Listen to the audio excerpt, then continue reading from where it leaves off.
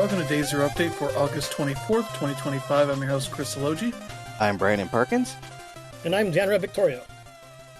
And yeah, we've got a big week of news this week as a bunch of things have happened. Gamescom happened, which was a fun little show. A bunch of stuff there to talk about, as well as everything else that happened. A ton of games got dates, including one that, let's say, broke people, as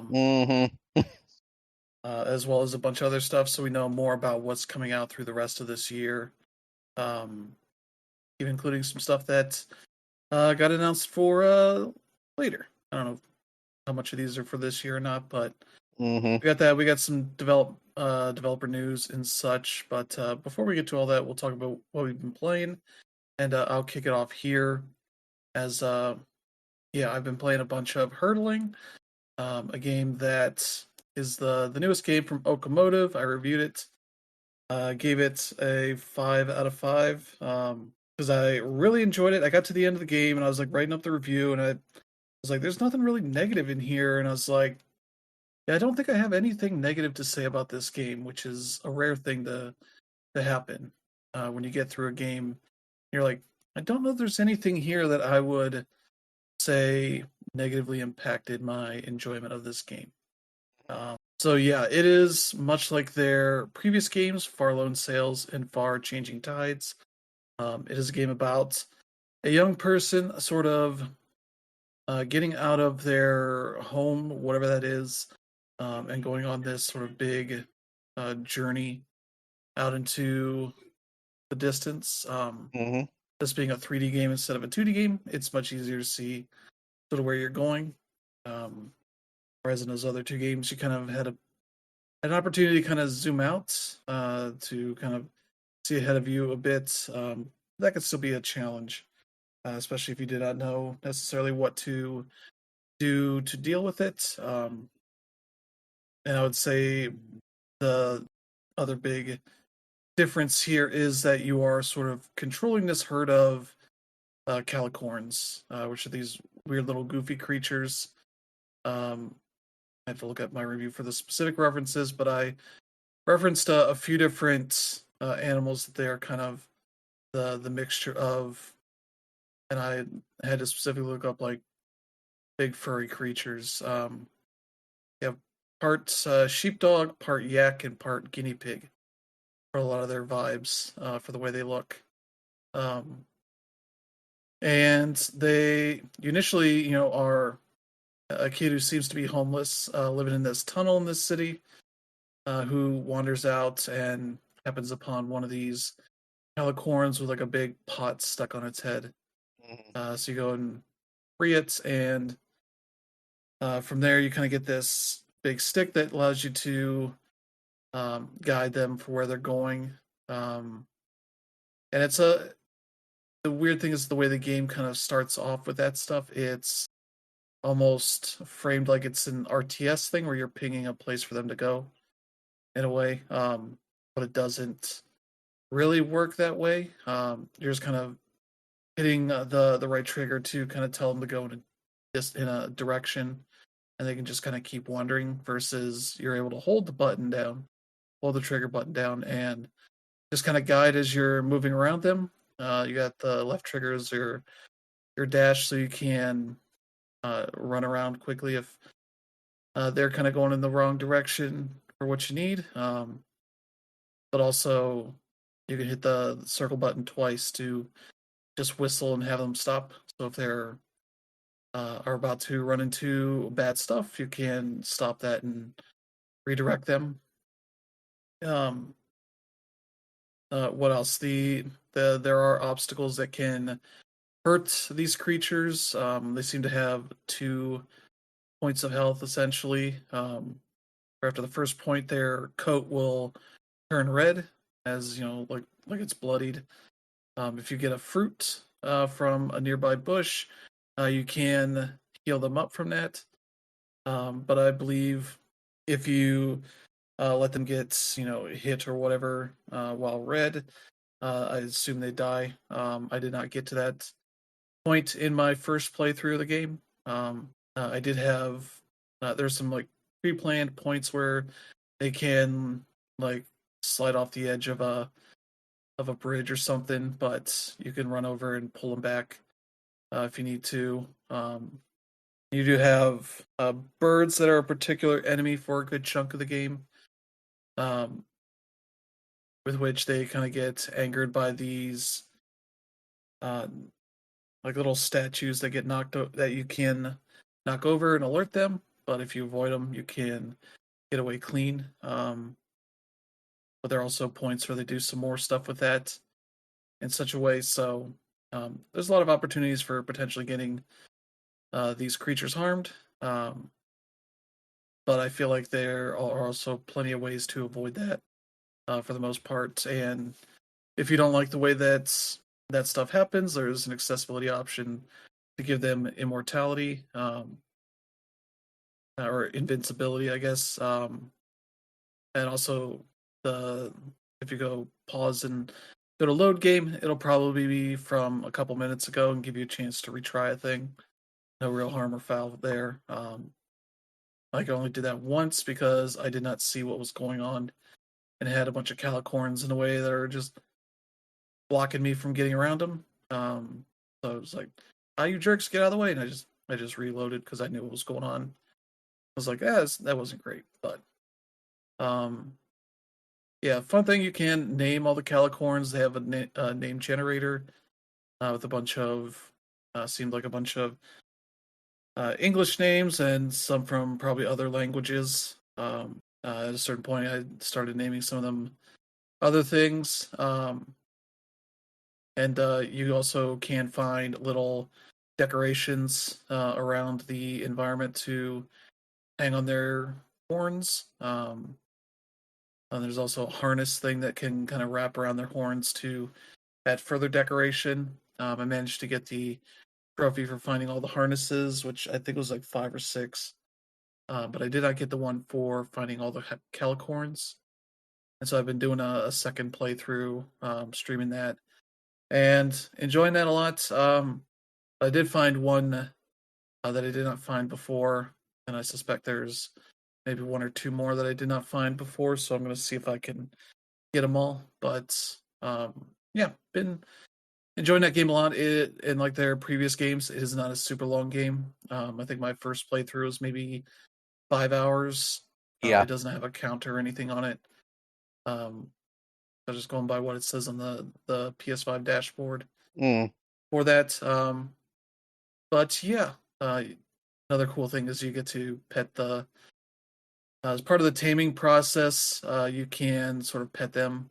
You can do it at any point that nobody's moving, and they do all have fun, different animations for the different sizes. There's 3 sizes, like a big, medium, and small. The small guys act like little dogs. They got their tongues wagging out of their mouth and all that when you're doing that.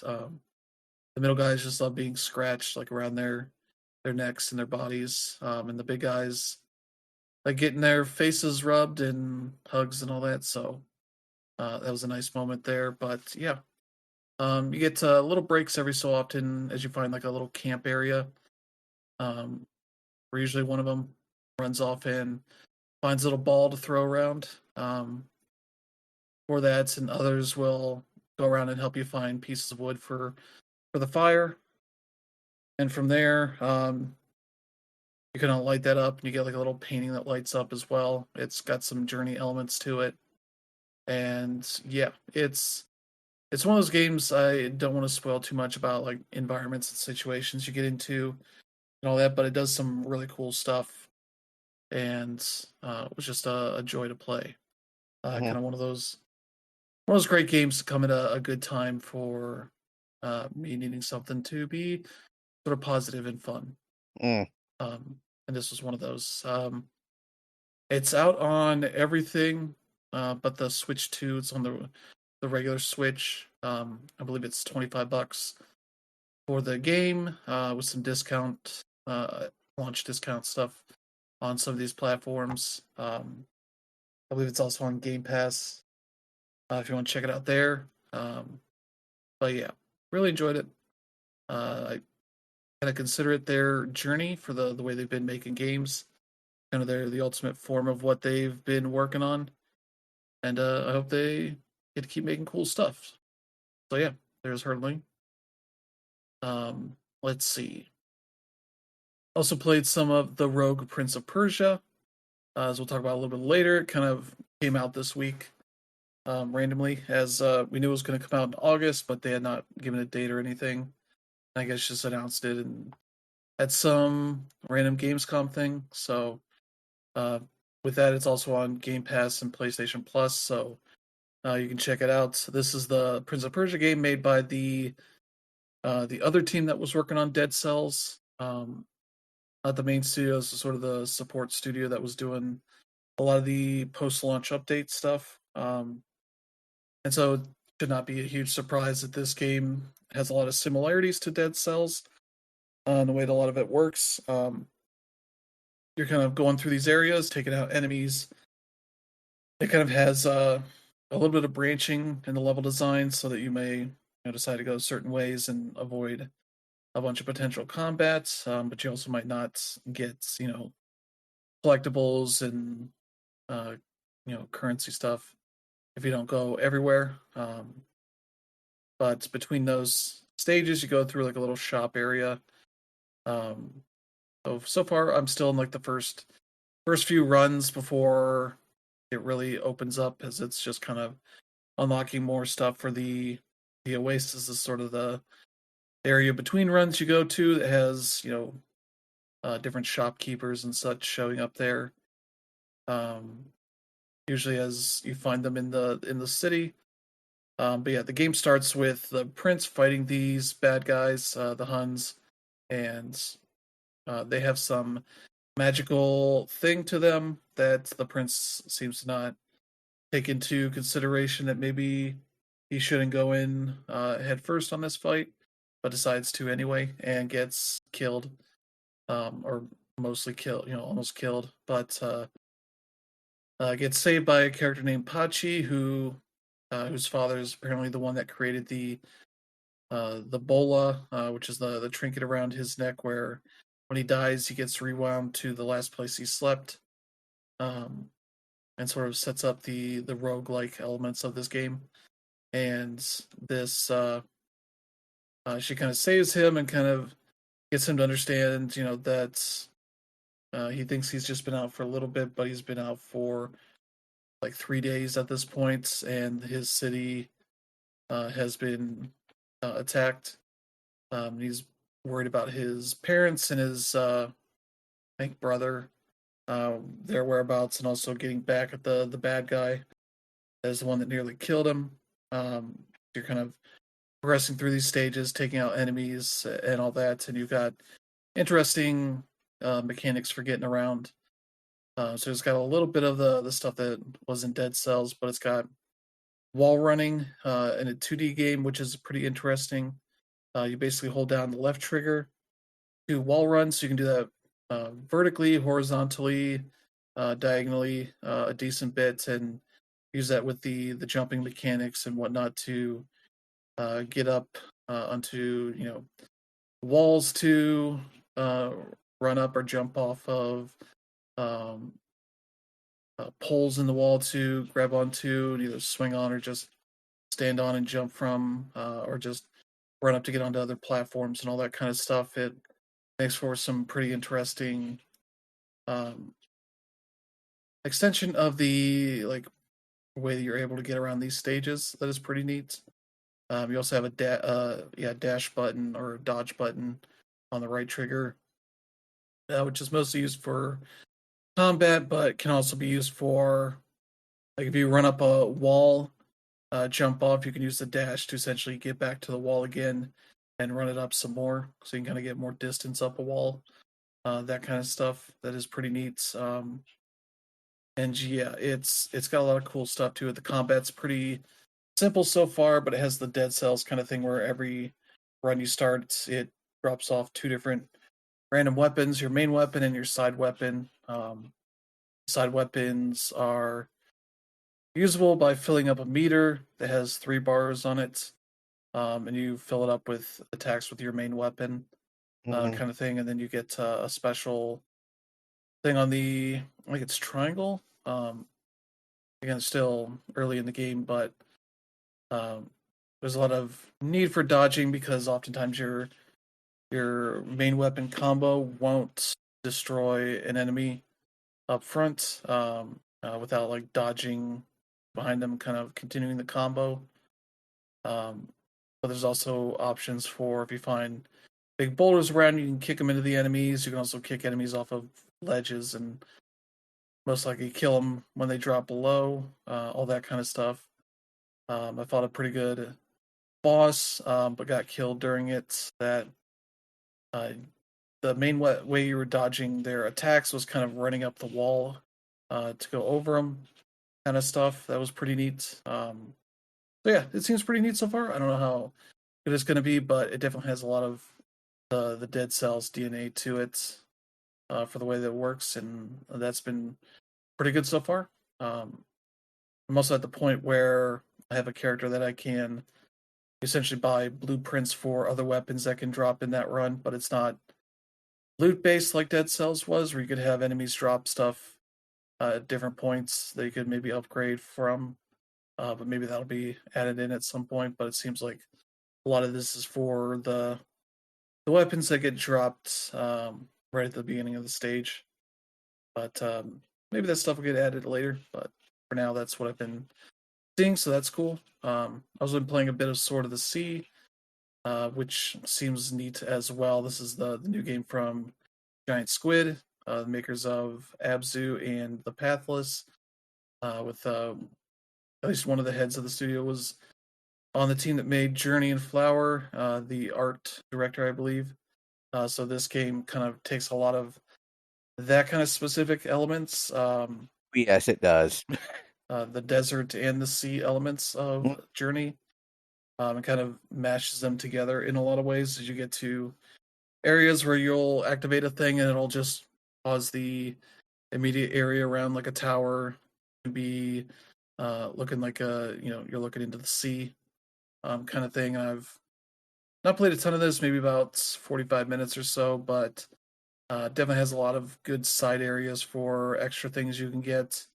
I have the trick system so far, which doesn't add up any sort of kind of score or anything, but it seems to add a little bit of extra variety when you want to do things. But it doesn't have like a way to fall off of your sword or anything while you're doing attacks. You can sit there and do stuff until you are about to land, and you'll just land it. Yep. So it's not particularly picky about any of that stuff. It's mainly just a game about going around these areas, looking for little side areas, and getting currency. And there's at least like one collectible I've seen so far.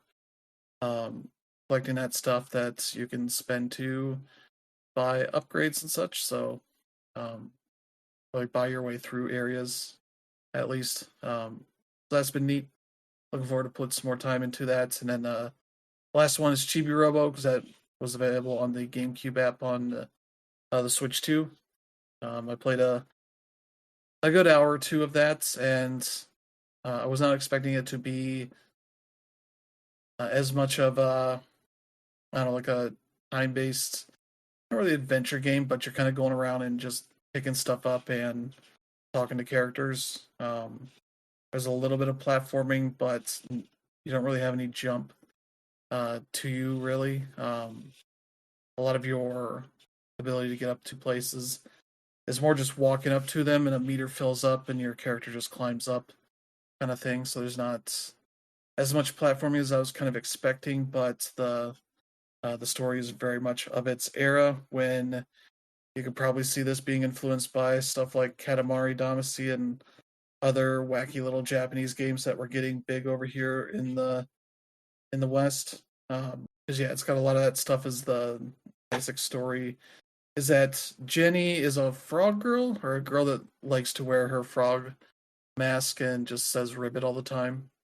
And her mom's not happy about that, and her dad is kind of cool with it. Um, and so they're giving her presents. The mom gets her a new hat or a bow or something for her hair, and she doesn't want it. But her dad gets her a very expensive Chibi Robo.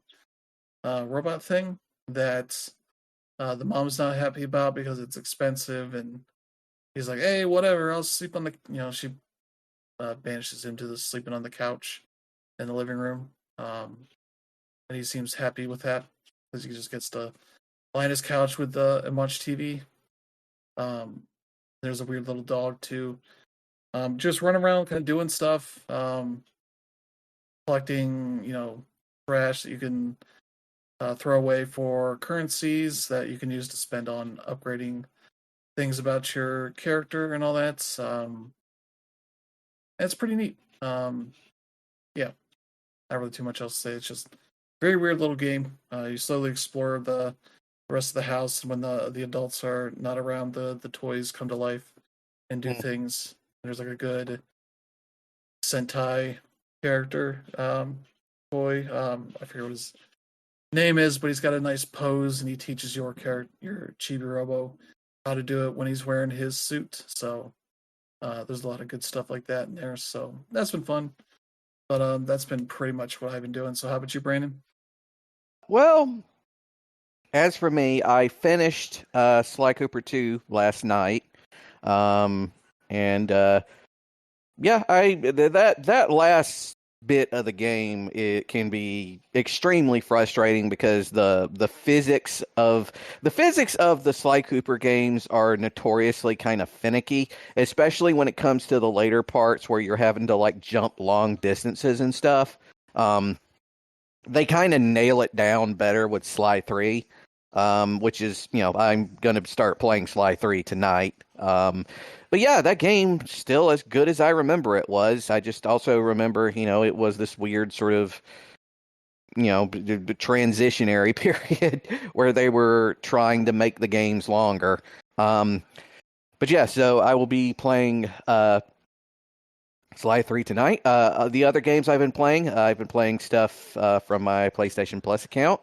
One of them is this quirky little indie game called Indica, where you play as this nun in a convent in like either late 19th century or like very, very early 20th century Russia. And it's kind of hard to describe to people to try and sell them on it because it's one of those games you really do kind of have to experience it yourself to really understand. All you really need to know is Indica, the nun that you play, she's not really well liked in the convent that she's in because apparently all the other nuns are a bunch of catty bitches. And it's also very obvious from the beginning that Indica has some kind of mental illness of some kind. She has like these weird, really vivid hallucinations that will sometimes change like the type of game that you're playing. And she also hears voices. Specifically, she hears this one voice in her head that basically also doubles as the narrator. And she identifies this voice with the devil, even though the game never really seems to declare whether or not it is the devil or it's just, again, a voice she's hearing in her head. And the game itself, like the actual plot isn't terribly, it's not terribly like complicated or anything. She is tasked with this taking this letter to this priest that's in a nearby church. And while she's, walking there, she comes across this train accident that had a bunch of like convicts in it, along with a bunch of soldiers that were acting as guards. And she ends up running into this one guy who was a former soldier who has a crippled left arm that is going to need amputation, but he's trying to get to this other church that has this relic in it that'll supposedly heal any injury. In the game itself, it's really odd because because of the nature of Indica's hallucinations, it can be kind of difficult to like ascertain, is this actually happening or not? Like, are all these things around her real, or is it just sort of a delusion? a thing that sort of commonly comes up like every now and like a mechanic is this thing where she'll go into like a serious like bipolar mental episode where the voice in her head will basically start yelling at her, and it'll literally like rend the whole place apart, and it'll be like covered in like this hellish red glow. But once she starts, saying her rosaries, it'll quiet.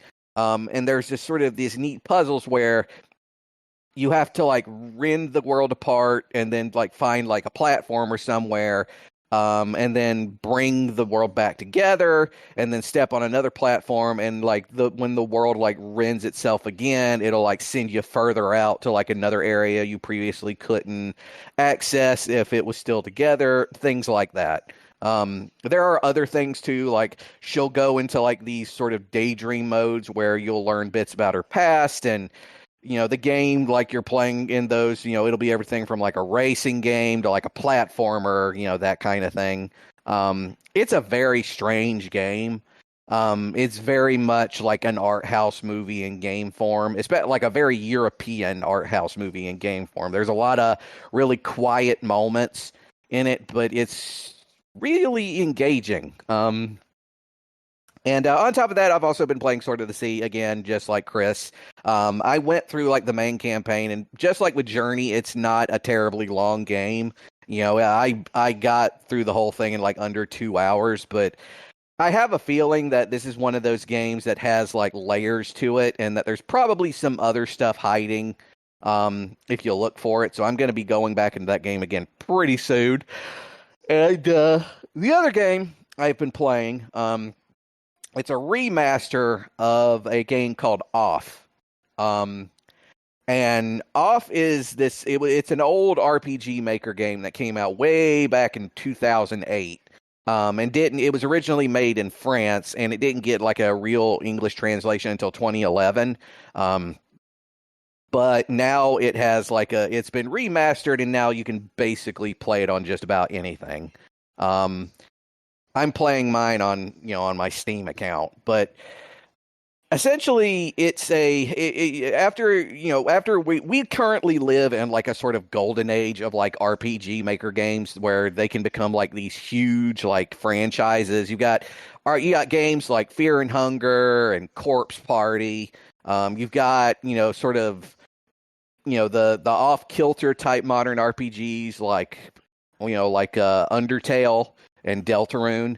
Off is kind of one of those games that help sort of inspire that whole sort of that whole sort of series of sort of offbeat indie RPG projects. And it's not terribly complicated. It has a very like minimalist art direction, and you're playing this character that's only known as the Batter, and they're basically like dressed in like an old-timey baseball get-up, and they hit things with a bat. That's what they do, and they basically go around and they're purifying the place of specters.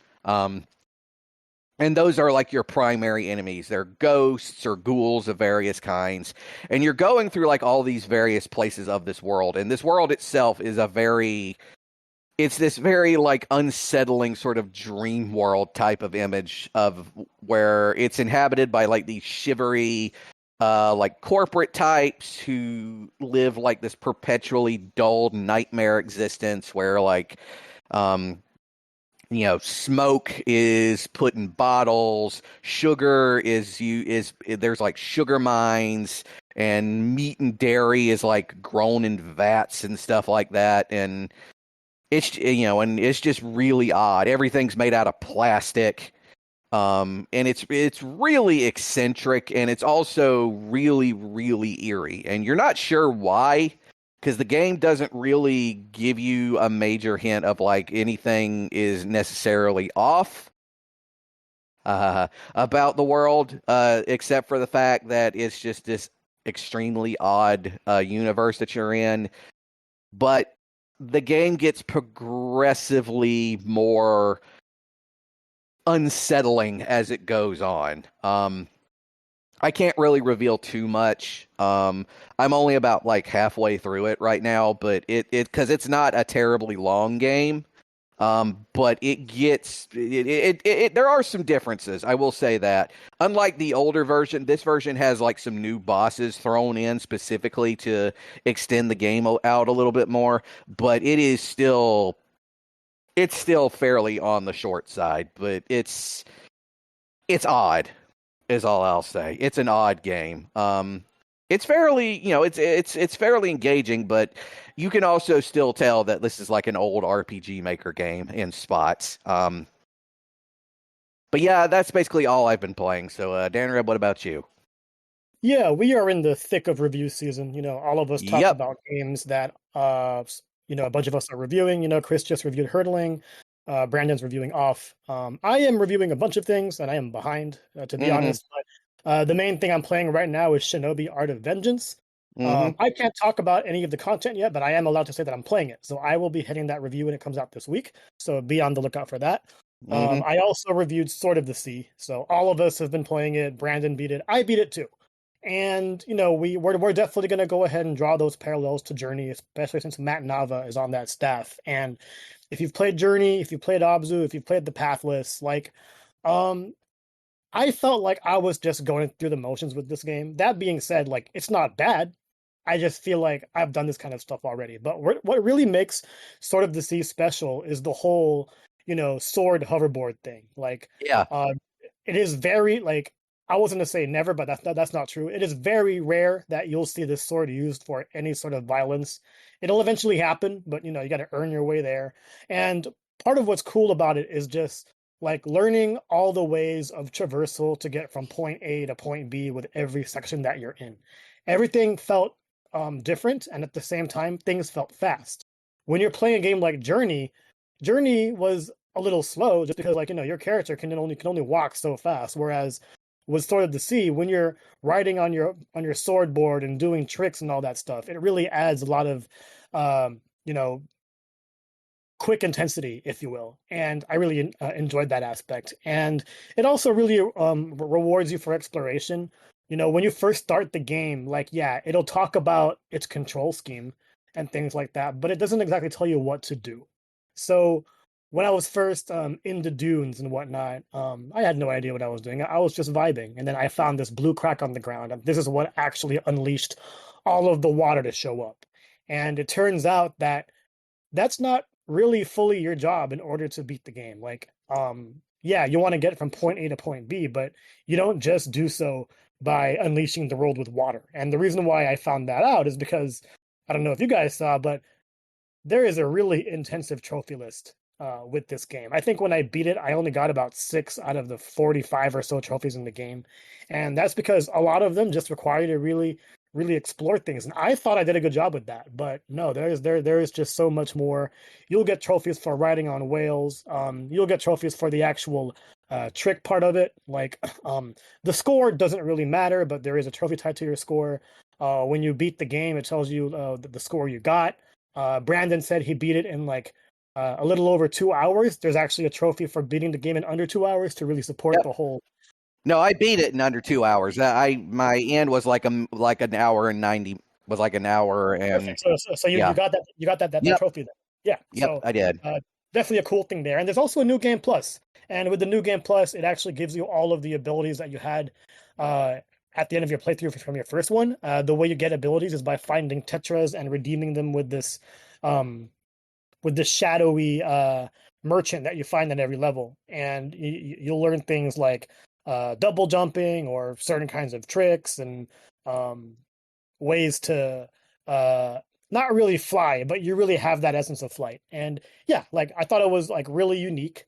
It's just that the game sort of really feels like a palate cleanser to me. Obviously we're in the middle of all these big releases, and this is actually where it ideally fits. This is not a game that I would recommend you play it just because it's awesome. I think it's a game that I'd recommend to someone who really needs something different, really needs something chill, really needs something short, because this game is short, and at the same time, there's enough here to keep you enamored by it. Maybe you won't be amazed, but you'll definitely just actually want to get through it, and that's actually what I did. So yeah, totally recommend it. I gave it a 3.5 on the site, so check out that review. Madden, I'm still playing. You know, that's my comfort food, so I'm gonna continue to play that. I've just played a few tournaments with some friends in the Journalist League, and I lost twice. So, you know, I got humbled immediately, but you know, at the same time, football is also about like learning about the various nuances in gameplay, and I'm looking forward to learning that stuff there. And yeah, that's pretty much it for what I've been playing with the games that I have. I also want to talk about demos because I did get invited to a few. We did not go to Gamescom, but Bandai Namco and Capcom invited us to events nearby to try things out. So first, on Monday, I posted a new preview for Toa and the Guardians of the Sacred Tree. We played that game for about 4 hours, and yeah, like if this was a game that I had in my hands right now, I'd want to dive back into it. For those of you who aren't familiar, this is a roguelike through and through. It is very similar to games like Bastion or Hades, but you know, replace all of that art style with straight up anime, and you have Toa. But the main thing here is that, kind of like Hades, where you know when you die, you all of a sudden just come back to this hub world and find out ways to just get better. That sort of aspect is still in Toa, but here's what really makes it different. In Toa and the Guardians of the Sacred Tree, you use two characters. There's 8 available for you to use, and you can go ahead and change their roles. There's 2 roles. One is the Tsurugi, and they are pretty much the main character you'll use, and they wield a sword, so they'll handle all of your melee. The second is the Kagura, and they are staff wielders, and they're pretty much your support. You do have direct control of the staff user, except it'll be with the right stick in various times. But for the most part, they follow you around, and you can go ahead and activate their magic as well, at will. Now, the key thing about it here is that each of these characters is unique. They play unique. They say different things. You'll come across certain rooms where they can go ahead and bond with each other. And when you actually get to the boss of a level, if you kill it, you actually have to sacrifice your Kagura in order to move on. So, for example, you start off with 8, and if you beat the entire first area, you're going to continue with 7, and then 6, and then so on. This actually makes you think about the way you want to set up your loadout, but at the same time, if you've, you know, gotten attached to a certain character just because of the way that they're written or the way that they act, they're going to be gone eventually. So that's definitely one way that the game like pulls at your heartstrings in order to keep things going. And I don't think that's something we've ever seen from a roguelike, at least not that I've played. And I thought that's a really, really cool addition to it. Just going back to the hub world that I was talking about earlier, you do get the chance to talk to a lot of NPCs who give you a bunch of different items to improve your next run. But you also have access to a swordsmith that allows you to, you know, create new weapons and whatever it may be. And I thought that was a pretty cool thing to do.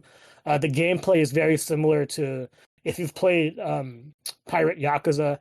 There's a cooking mini game there, and making swords is pretty much the same way here too. It kind of feels like a WarioWare, if you will. So yeah, Toa and the Guardians of the Sacred Tree comes out on September 19th. That is the same day as a game that I'll talk about in a little bit. And yeah, it's really crowded, but don't let this one escape your list. It's definitely one to look out for, and I think is really special, and Bandai Namco should be really proud of it. So I'm hoping we get that code soon because I can't wait to dive back into that. In regards to Capcom, I went over to their HQ to try out 3 games. And these are the same games that were featured at Summer Game Fest, and these demos were featured at Gamescom. So it's Pragmata, Resident Evil Requiem, and Onimusha Way of the Sword. I'll start off with Onimusha. If you've played any of the games in the past, it'll definitely feel a whole lot more modern. If you've played any of the recent Onimusha remasters, it definitely feels better than that. Like those 2 games did away with tank controls, but at the same time, the pre-rendered backgrounds are just aged at this point and just don't look good.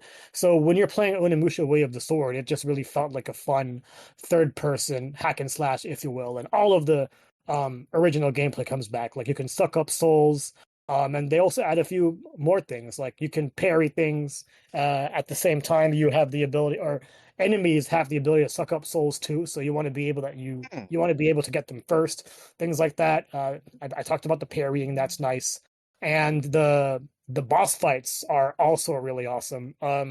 Onimusha has like some of the most flamboyant bosses in all of gaming, and Way of the Sword just takes things up another notch. They recently showed a new trailer during ONL that had new weapons. Unfortunately, I didn't get to try that out. This was actually the same demo that I saw behind closed doors, but now that I've actually had my hands on it, I'm definitely more excited for it, and it's definitely my most anticipated game of 2026. Moving on with Pragmata, this was also the same demo that we played during Summer Game Fest, except at the end, we weren't allowed to fight the boss. Now we were. And yeah, it was pretty much what I expected it to be, and it's like it's going to be really fun. If you haven't seen anything out of Pragmata, the game is pretty much a third-person shooter, and you can't really do any damage to any enemies unless you hack them first. So while you're aiming at an enemy with L2, that'll also activate this matrix UI on the right side where you have to control a cursor with the face buttons. Triangle goes up, square goes left, circle goes right, that sort of thing. And you want to be able to navigate that maze and get to the end in order to unlock or hack the enemies, and that's where they become vulnerable. So having that puzzle aspect, like, I'm surprised at how well that worked in real time, and then doing it with the boss fight definitely added another layer of challenge there. Like, for example, with the boss, obviously you're not going to be able to get it for as much damage, but at the same time, you want to be able to avoid things. So you want to make sure that you're running away from their attacks, and when you're doing that, you can't hack them. So you have to be able to stand there stationary while solving the hacking puzzle and then going from um towards the end of the boss fight, there was a cutscene that allowed us to go into overdrive mode. You do that by pressing both of the analog sticks, and from here it just allows you to do more damage in whatever it may be. So out of the demos that I played at Capcom, this was the only one where I didn't die. So I was really proud of that, because Capcom games are notoriously hard in that regard. And then last from Capcom was Resident Evil Requiem. We played the same demo that we watched at SGF, and basically it's the beginning of the game. And one key thing at the end of the demo we saw was that you had the ability to switch from first person to third person. So we thought it was first person the whole time, but now that we know that we can go to third person, that was the mode I tried. Mind you, I'm not very good at survival horror games, but it was definitely really nice seeing Resident Evil go back to its roots in that way. The main idea with the demo was being able to access this elevator that you had to, break a fuse in one room for and bring that fuse to that elevator. And from there, just avoid the big monster that's there. And, me being scared of jump scares, that was a little worrisome. But at the same time, I didn't realize that sometimes you have to go ahead and take one for the team. You have to go ahead and take damage in order to get to where you want to be. So there was a point where I was cornered. And what I just did was I just went ahead and tried my best to go around the monster. He ended up giving me some good damage, but at the same time, I had some herbs and an injection thing that I was able to use to heal myself. So that was cool in that regard. We were playing on PS5 Pros, so I definitely had a nice set as far as visuals and audio goes. And the audio in was tremendous. I don't even really need to talk about that because that's pretty much expected. But yeah, that was Capcom. And then the last thing that I want to talk about is the demo for Trails in the Sky first chapter. I forget whether this shadow dropped on Wednesday or Thursday, but as soon as it was available, I jumped on, I downloaded it, and it is fantastic. The game looks so much more modern than what we've ever seen from the Trails series, even adding on the 3D games. The game is mostly voice acted. There are points where they go ahead and stop with the dialogue again, but those are also points where it's not a full-on cinematic cutscene. Every cinematic cutscene I've seen has been fully voiced, and that's definitely been cool. If I had any sort of complaints about the game so far, also the prologue is the demo here, and the prologue, if you've played Trails in the Sky before, it's like 8 hours, so there is a whole lot of gameplay there. And the cool thing is your save can transfer into the final game, so this demo is not a waste of time in that regard. But yeah, going back to my nitpicks, I talked about the audio thing. The chests don't have any dialogue either. The 2D Trails games are notorious for having chest messages by interacting with them after you've opened them, and yeah, that's not a thing anymore. Some characters are named differently. I don't know if it's whether that was a choice in the localization, or maybe Kondo just realized, a lot of these characters are named after other people, and I gotta make sure that we have some a different kind of consistency there. So that's one thing to take note of. But one thing that's been rather annoying is Trails has what's called escort missions, where the battle system. Well, first of all, they bring back the battle system from Daybreak in such a way where there is some action-based stuff and there is some turn-based stuff. But as far as escort missions, these are missions where you have an NPC join you and they can take damage. And I feel like the enemies in the game are targeting the escorts way more than I'm used to. So most of my deaths in the demo were because they've killed the escorts, and that automatically makes your mission fail. So yeah, but other than that, like I have no qualms with the game so far. I'm about like 3 hours into the demo. I think it's like 6, 7, 8, and yeah, really enjoying stuff. And we're going into PAX West next week, so looking forward to continuing to talk more. But that's about it for me. All right, so yeah, let's get to some news, and there's a bunch of it. So let's get started here. As I mentioned, the Rogue Prince of Persia is out now on PS5, Xbox, and PC. It will be coming to Switch and Switch 2 later this year. It is also on Game Pass and PlayStation Plus, so you can check those out there. Otherwise, it's $30 for that, so definitely recommend checking it out. Let's see, also out now, Triangle Strategy on PS5 and Xbox. So Square finally getting done with whatever exclusivity agreement there is, so that people on PS5 and Xbox can check out this turn-based strategy RPG from Art Dig. Yeah, totally crowded time, but that game is simply awesome. So if you have a chance to grab that, definitely should. Yeah, it's on a discount right now for the launch to make it $42 instead of 60. So you can check it out for a little bit cheaper. So there you go. And the other thing that's available now, or happened, is that the price of the PS5 has increased. Sony announced this. That would start on the 21st. So that is passed. This is in the US. Everything went up by $50. So the PS5 base version is $550 now. The digital edition is $499, and the PS5 Pro is at $749. Not really too surprising. I imagine their supply of PS5s in the US had kind of gotten to a point where they were going to need to bring new stuff in. That was going to be subject to tariffs, and going to lead to this kind of announcement, unfortunately. But yeah, Switch 1 already has had increases. Xbox has already had increases. The Switch 2 is the only one that has not yet, but I imagine Nintendo will hold off on that for as long as they can, probably at least until next year at some point. Suddenly, I am very happy I got my Switch when I did. I mean, not my Switch, my PS5 when I did. Yeah. I haven't really looked up all the prices. Does that mean the Switch 2 is the most affordable again? Might be. Or is there something that's still cheap? Barely. It's $450 for a Switch 2. And then the digital edition PS5 is $499. Mm-hmm. Gotcha. Or the regular PS5 is $550. So it's close enough. This is the world we live in now, guys. Yep. Yeah. So yeah, that's fun. Yeah, let's get to some dates. We have a game here called Bad Cheese that will be out September 1st. It is a horror game based on like 1920s style of animation. Yep, rubber hose animation. And wow. Yeah. It's coming to everything: PlayStation, Xbox, Switch, and PC. Mm-hmm. So that's one to keep an eye on. And I think it's first person from the way it looks. Yeah, it is. And also very, very nightmare inducing. Oh yeah. Wow. So yeah, there's one to keep an eye on.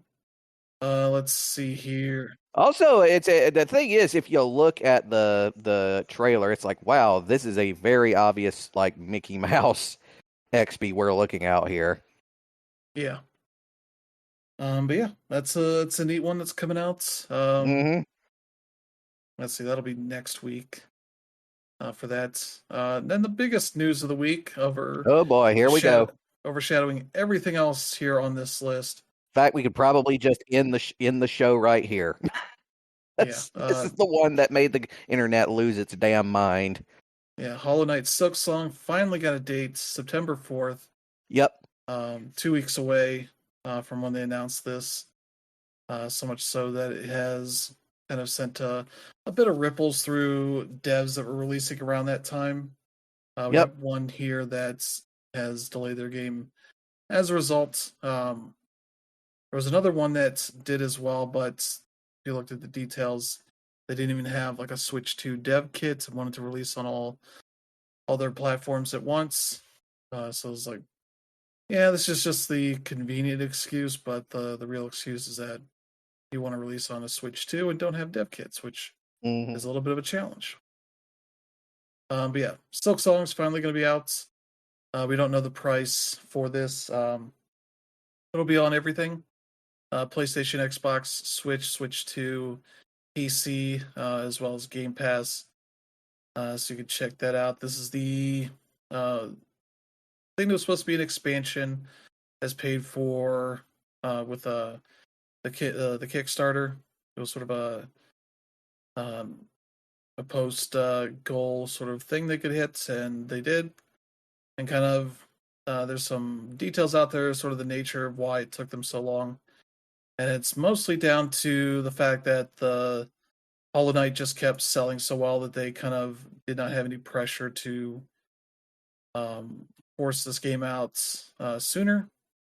Just kind of let the scope kind of increase with the various ideas they had for it, and kind of didn't want to crunch or anything. Just kind of said, "We'll finish it when we finish it." As much as the internet got mad every time a showcase of some sort happened and it did not get a date or anything there. Even so much, it was kind of funny to see them talking about they were going to announce their release date, and all Jeff Keighley could get was a little bit of gameplay he could show and say, like, it'll be out this year. That's it. Like, oh, great.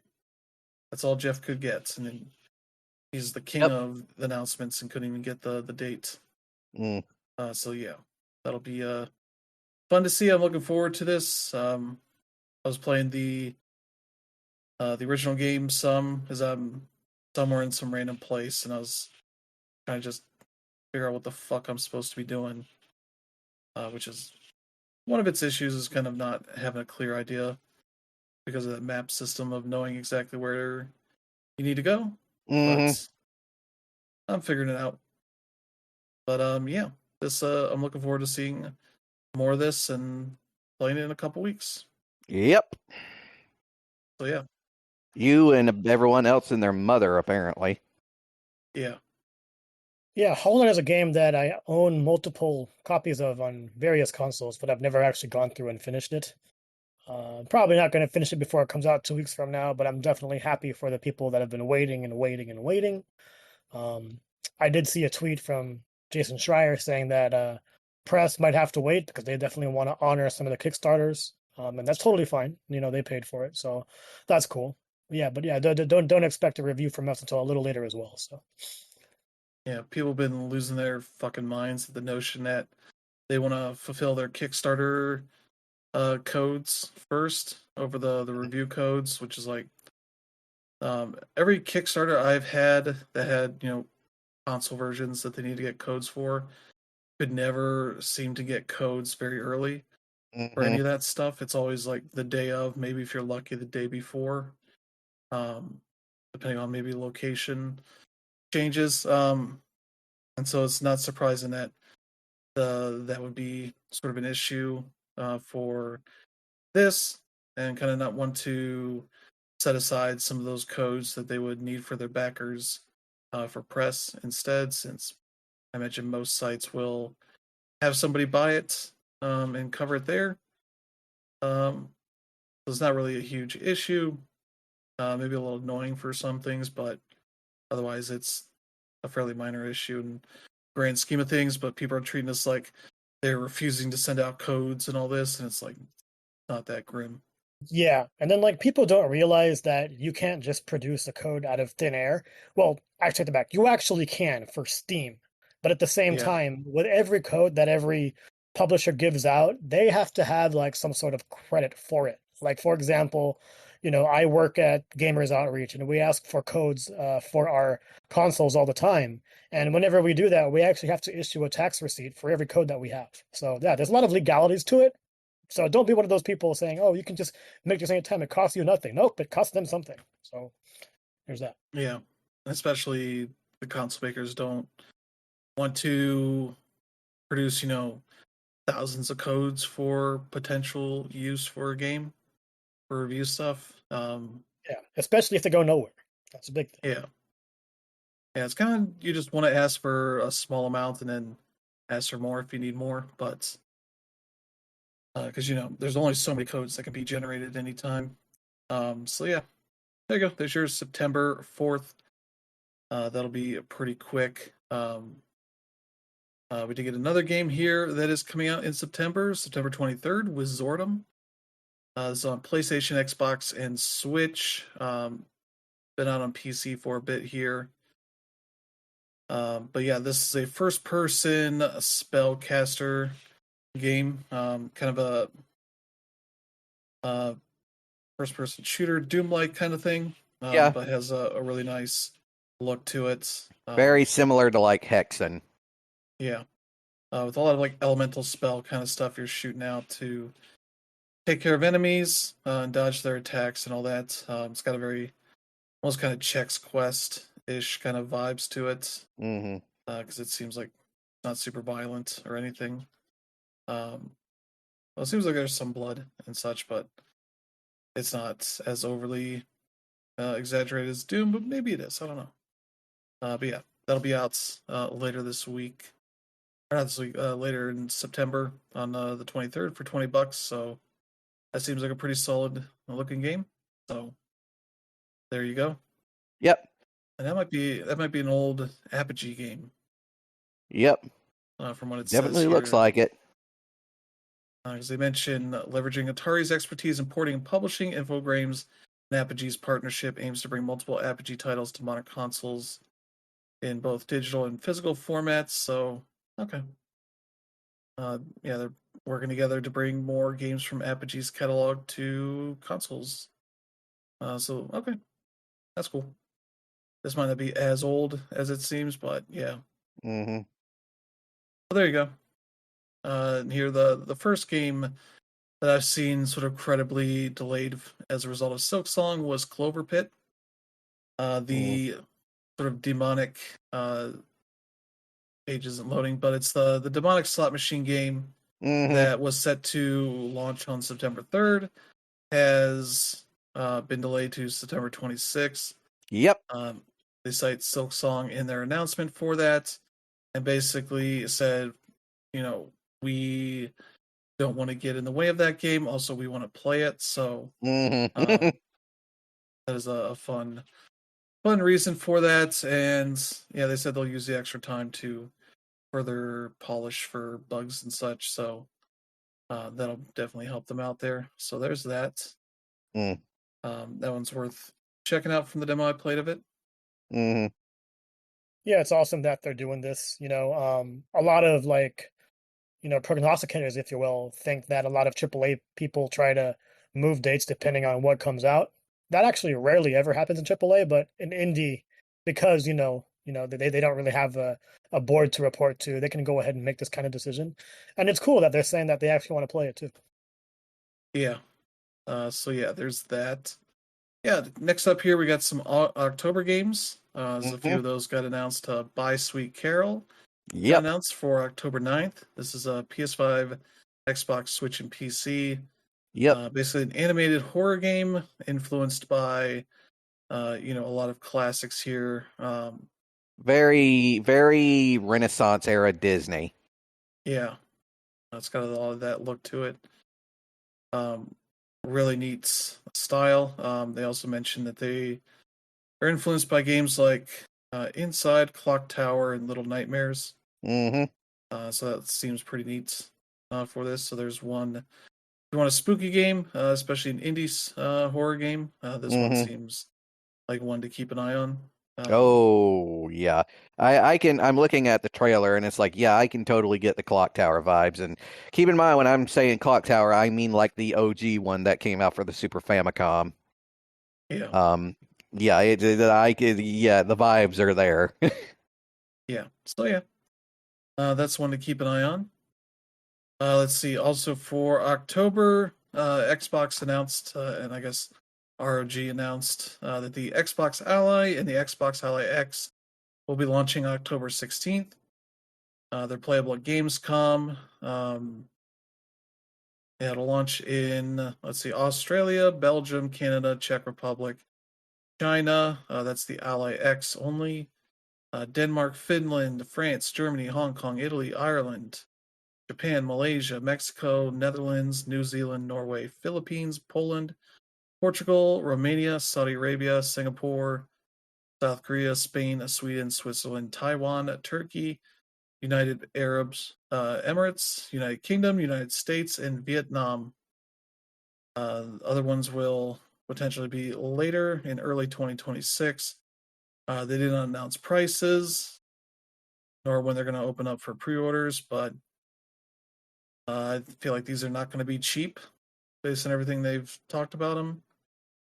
You could potentially see maybe the more expensive models up to $1,000, but Mm. yeah, this is not going to be a cheap device. It's not going to, especially not going to be as cheap as a Switch 2 based on everything they have here. So yeah, be curious to see what happens with that. But yeah, I have no real need for this. I have a Steam Deck that'll Hmm. play the games I want to play on it just fine. Oh yeah.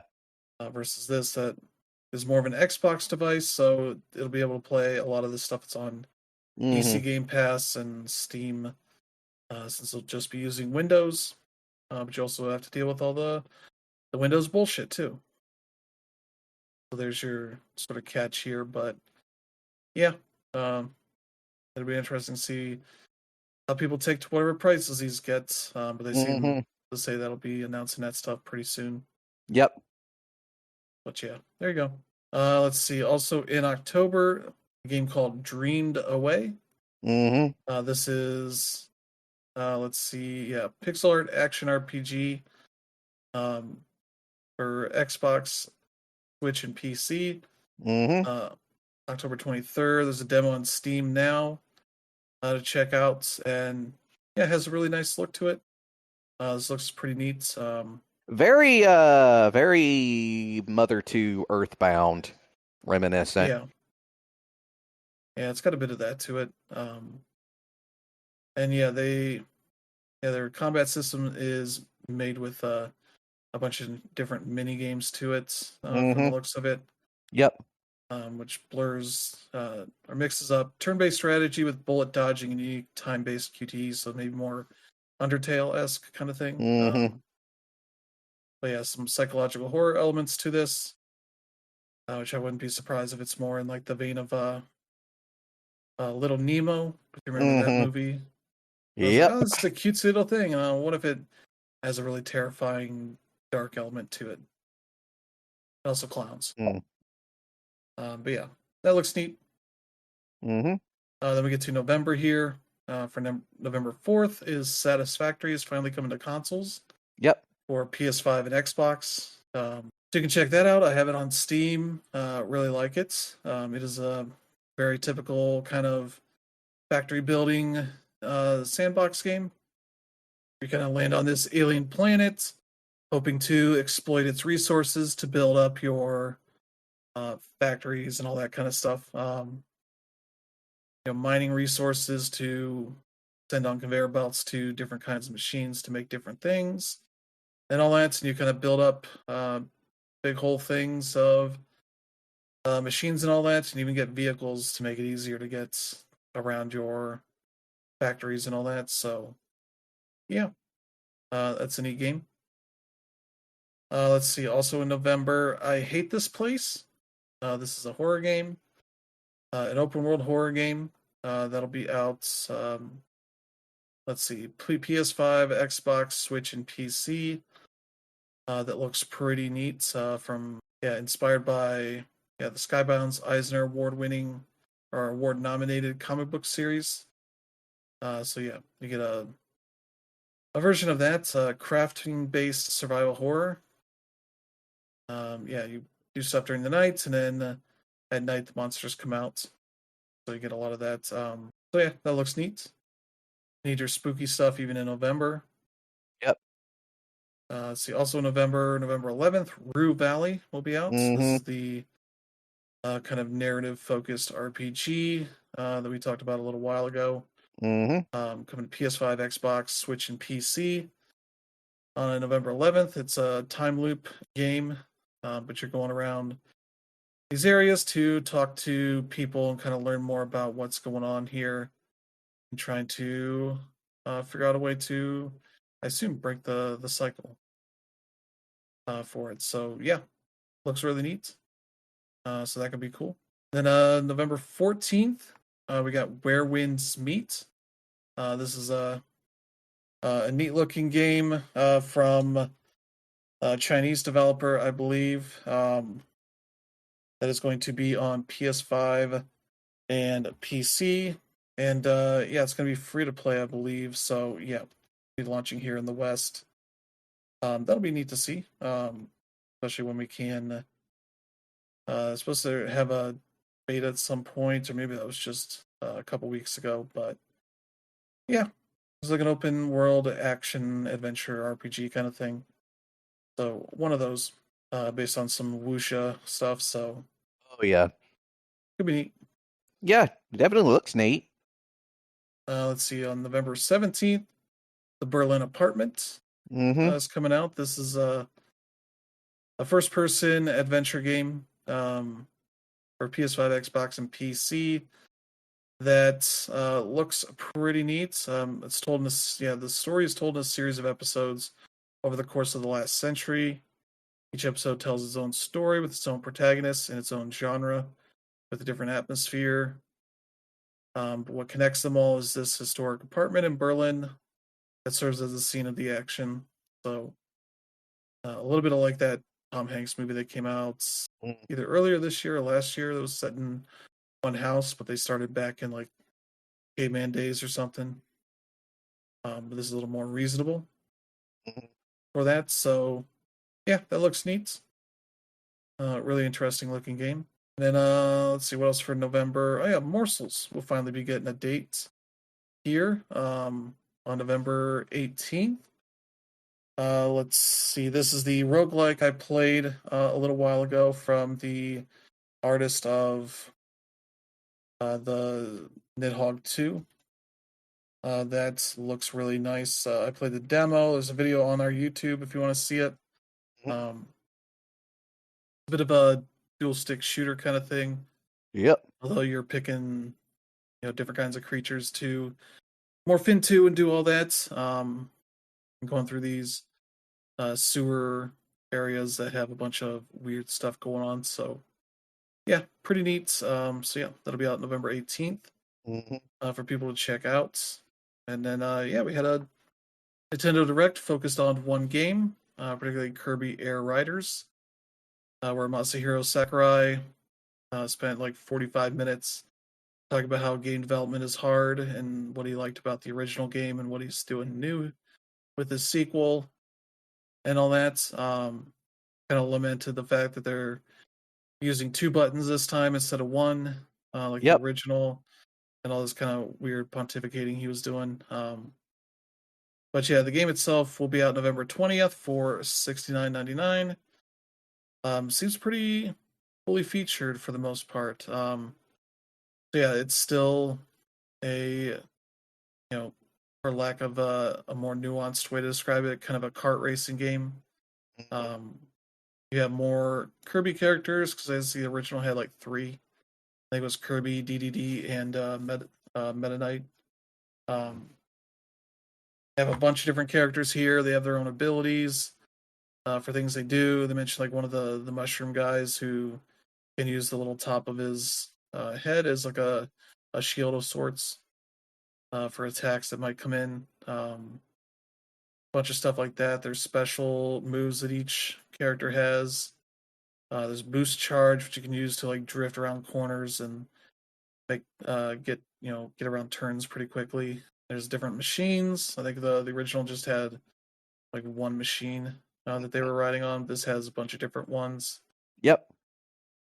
Let's see, and yeah, you can also copy abilities, especially Mm-hmm. with Kirby. You can acquire abilities and use those as like kind of power ups.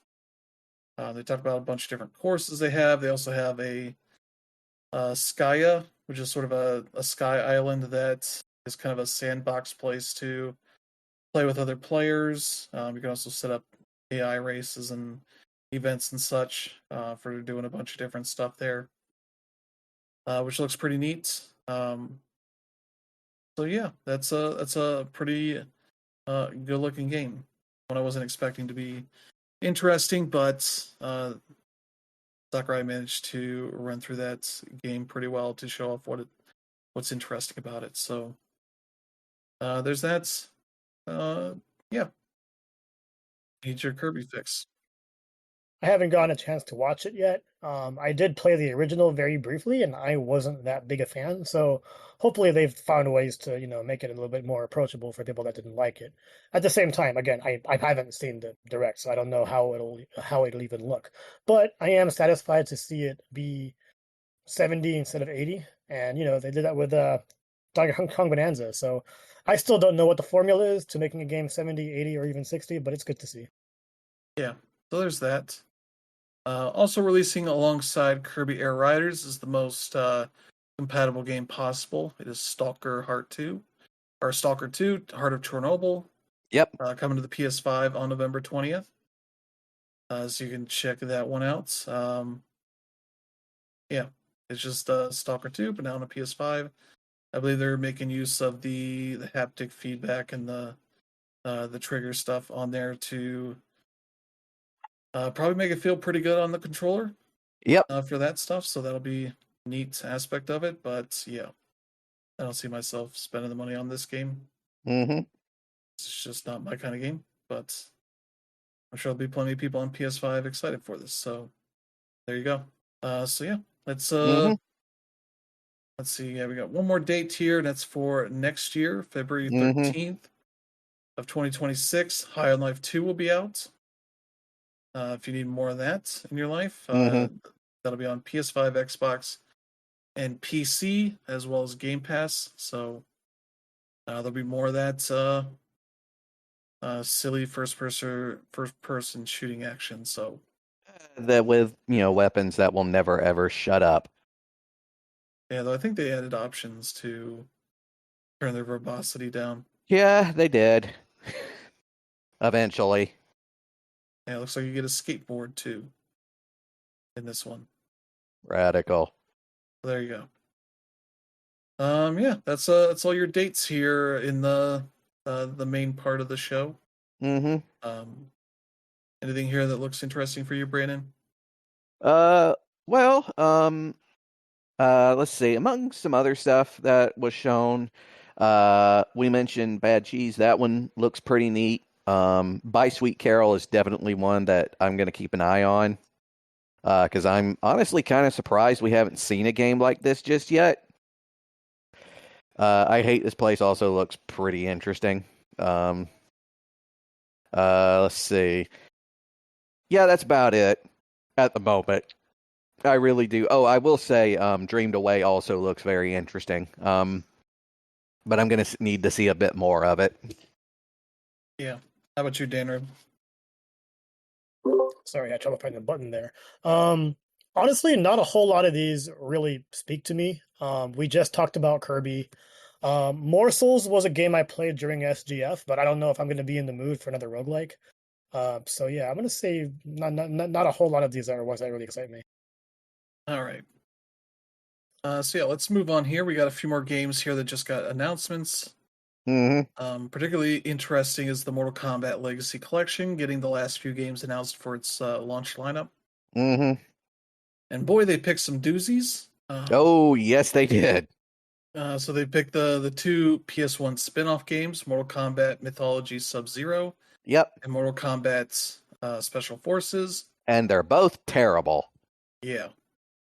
I'm trying to look right here. The wiki page. Yeah, it came out October 1st, 1997 for the Sub-Zero game. I believe that's the 2D like beat 'em up kind of game. Yeah, and it has the worst control scheme you could have for a 2D beat 'em up game. Yeah. Because they were trying to like put the intricacies of a regular Mortal Kombat fighting game into a sort of 2D side-scrolling beat 'em up, and it just does not work. Yeah. Like at all. They have a button to turn. Yeah. You need a button to turn to face right and to face left. Yeah. That right there should have been the kiss of death for this game. Yeah. It's I assume they were trying to bring the fighting game controls to a platformer of sorts, but we're not able to figure out that you just make a platformer. Yeah, and even That- and for the record, the platforming also was god awful. Yeah. I imagine you're probably doing fighting game controls to jump. Yep. And that's not how platformers work. Nope. So yeah. I was looking on the page here and it's like the one quote they get here. On the other side, GameSpot's Jeff Gerstmann hailed it as a quote, a pretty amazing meld of fighting and platform jumping. I'm sure there's no text around that. Mm-hmm. It's like but Mm. yeah. So he gave it a 7.5, so he enjoyed it decently enough. But that was also the formula era of GameSpot where you put numbers into a box for this or Yep. for a formula thing that's would spit Mm-hmm. out a score. I don't Mm-hmm. know if they adjusted that or anything, but yeah, I think he was more interested because they made a control like Mortal Kombat, and that's good enough for him Mm-hmm. on some of that stuff. Yeah, Special Forces. Was somehow even worse.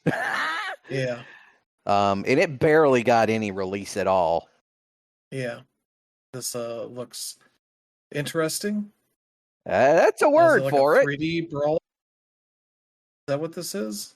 It's a 3D brawler that I think also had guns in it as well. Where Okay. you're playing as you were supposed to be able to play as both Jax and Sonya, but I think the version that got released only let you play Jax. Yeah. Because it was one of those. This was during the time period where, like, they would like oversell games, and then they would have to like their budgets would get cut like midway, so they would have to drastically, scale it back. Yeah. Yeah, it. I never got to play it because, again, it barely saw any release. This was literally a game that they put out there to die, and Yeah. it's like it's even worse than the Sub-Zero game is because the Sub-Zero game at least had like surprises in Yeah. it, and interesting art direction and world building. Yeah, the Special Forces was so utterly generic and boring that it was even worse. Yeah. Imagine they mentioned not special force. What was the 3D brawler that Core was working on around this time? I imagine they were probably trying to be like, we can do that, of course. I forget what that game I is. If you remember the one I'm talking about, this was around 2000, so I think it was like 99, 2000. That game happened. I can't I'm remember what the name of that is. It was I'm like trying. three people. Yeah. Let me check the canceled games wiki. Let's see. Let's see. I'm Let's looking at cores, releases. Let's see. yeah. Fighting Force. Yeah, Mortal Kombat. Oh, Fighting Force that Yeah, wasn't related. core design. No, but I think Yeah. they were influenced by that kind of thing. I think they were. Also the other That's what thing all you the got to remember. screenshots kind of remind me of. Yeah. Also, Mortal Kombat Special Forces is a really good example of a game that only got released on one system, even though it was supposed to come out for like 3. Yeah. It was supposed to come out on the Nintendo 64 and the Dreamcast. Yeah, because I think John Tobias left in the middle of development for this game. Yep. I think these spin-offs were his idea, like his spearheading Mm-hmm. and none of them turned out well. So Yep. he ended up leaving with some people. And then we saw what he did when he was left to his own devices. And turns out, yeah, Ed Boon really is kind of the soul of the franchise. Yeah. And so yeah, those are two of them. The third one is a very obscure version, the WaveNet version of Ultimate Mortal Kombat 3 in the arcades, Mm-hmm. which was a network version of this game that they were testing and never really released. Yeah. Used a dedicated T1 line Mm-hmm. between, I think there's Chicago and San Francisco offices Yep. in Midway. And so yeah, they tried this out. Seemed like it probably worked all right, but not well enough to kind of keep going because you weren't going to Mm-hmm. expect arcades to have dedicated T1 lines for this kind of thing. Mm-hmm. But I guess the other thing that's neat about it is I believe it has specific characters to it. Mm-hmm. Yeah, this was the only version of the game that featured the character Noob Saibot, who could Yep. be unlocked by the combat code. Yep. So that's a hell of a lineup of games there. Plus, your 1, 2, 3, Ultimate Mortal Kombat 3, Mortal Kombat 4, Mortal Kombat Mm-hmm. Trilogy, Yep. Mortal Kombat Advance, Yep. Mortal Kombat Deadly Alliance for the GBA, Yeah. and Mortal Kombat Tournament Edition. That's the full Yeah. lineup there. Not sure why they couldn't get just the regular Mortal Kombat Deadly Alliance, but I think because this is trying to be not the PS2 games. I gotcha. All right. So I'm gonna guess that's a 2D fighting game, and so they're trying to stick to like that era of 2D No, Deadly Alliance. The Deadly Alliance is 3D. on the GBA. Oh yeah, GBA. Okay, yeah, you're right. My bad. Yeah, I was gonna say that might be a little much for it. Yeah. Maybe they had some 3D stuff, maybe more in the Tekken side of things, but Mm-hmm. it's also probably easier to include in this kind of collection. Mm-hmm. But yeah, that's your lineup there. It's a pretty interesting lineup. I still don't think they have a date yet for this, so we're still waiting on that. But I imagine that'll probably be announced pretty soon. Considering they're running out of time to release it in this year. Yep. So there you go. That was a fun little announcement. Then we got Ease X Proud Nordics is Mm-hmm. coming to the West, but only for Switch 2 and PC. Yep. They're not releasing a PS5 version over here for some reason, which seems pretty surprising considering outside of this release, you could get all the other games on PlayStation platforms. So that's a little surprising. Yeah, that's definitely bizarre. I don't know if they plan on doing a DLC or something, but that's weird. The existence of this one is also weird. Like, I know that they just want to like Persona 5 Royal it, if you will, but the East games don't really need that. I don't really know if I want to jump back into this because this is actually not, really my favorite of the 3D releases, but it's interesting to say the least, especially since there's a Switch version. So Yeah. So yeah, that's that. That'll be out early next year. Um, so yeah, not really much else to say there, but yeah, it's an enhanced version with some extra content in it. Yeah, this was probably the biggest news for me. That SCS Software finally announced that they were releasing Euro Truck Simulator 2 and American Truck Simulator on consoles. Sort of came a bit early because the pages showed up on PlayStation Store and Xbox Store with trailers and all that for it. No date on this, but they formally announced it during I think one of the Future showcase for Gamescom, and I am excited for this. I like having it on my PC, but my PC is also not capable of running it super well without turning a bunch of things down, and I would like to have it on a PS5 that won't melt itself down trying to truck across the country or across Europe. Um, I'd be fully up to buying a bunch of DLC for that stuff, but yeah, I'm looking forward to this. It's been a long time coming, and yeah, that'll be exciting. Have some official trucking on the platform versus what we had before, which was a bunch of clones taking advantage of the fact these weren't on the consoles yet. Mm-hmm. But yeah, there you go for that. Then we got a sequel here, Freestyle Football 2 was announced. Premium football game coming to PS5, Xbox, and PC. It'll also be on Game Pass. So yeah, that seems like their goal here, to be a bit more realistic and provide a more dynamic football experience. Yeah, 12 distinct players at launch. It doesn't seem like they have the NFL players in this anymore, like they did the first time around. But maybe we'll add that later on. I don't think they have a date yet for this thing. They have a single player or story mode. Yeah, 10 to 20 hours of campaign there. Oh, I'm guessing you play through each character's backstory of sorts. And yeah, esports ready, a club system, customization stuff.